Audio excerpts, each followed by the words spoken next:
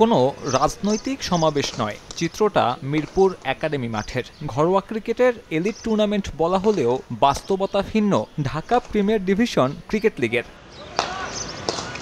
কে কোন দলের ক্রিকেটার কিংবা কে কার সঙ্গে করছেন অনুশীলন তা বোঝা অসম্ভব। ১২ দলের ক্রিকেটার আর কোচিং স্টাফ, আছে নেট বোলাররাও। ওই ছোট্ট একাডেমি মাঠে এই হচ্ছে প্রস্তুতির অবস্থা, আর এই প্রস্তুতি দিয়েই দেশের শীর্ষস্থানীয় লিগে খেলবেন ক্রিকেটাররা। এ তো গেল প্রস্তুতি পর্ব।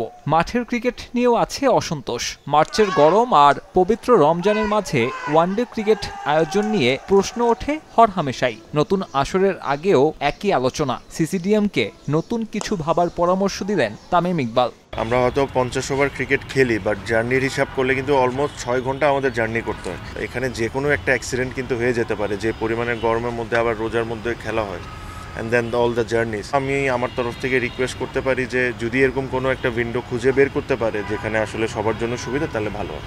গরমে যে কেবল ক্রিকেটারদের স্বাস্থ্যগত ঝুঁকি থাকে এমন নয়, মাঠের খেলাও হয় মানহীন। পেসাররা সামর্থ্য অনুযায়ী বল করতে পারেন না, ক্লান্তিতে কখনো কখনো দেখা যায় স্পিন বল করতে।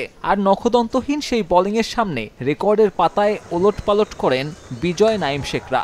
রমজানের সময় কিন্তু এমনি আর একটু গরম বেশি থাকে, সো খুবই কঠিন হয়ে যায় মানে এফোর্টটা দিতে সবারই। শুধু এটা আমি না, বোর্ডরাও মনে হয়, বোর্ড মেম্বারও চিন্তা করেছে খেলাটা কিভাবে আগানো যায়। একটা দেশের লিস্টে ক্রিকেটের এই যখন অবস্থা, তখন আন্তর্জাতিকে সাফল্য প্রত্যাশা করাটা হাস্যকর। বৈশ্বিক ক্রিকেটে প্রতিদ্বন্দ্বিতা করতে হলে আগে মান বাড়াতে হবে ঘরোয়া ক্রিকেটের, না হলে মানহীন এসব টুর্নামেন্টের মিথ্যে আত্মবিশ্বাস নিয়ে প্রতিবারই বিশ্ব মঞ্চে স্বপ্ন ভাঙবে কোটি ক্রিকেট ভক্তের।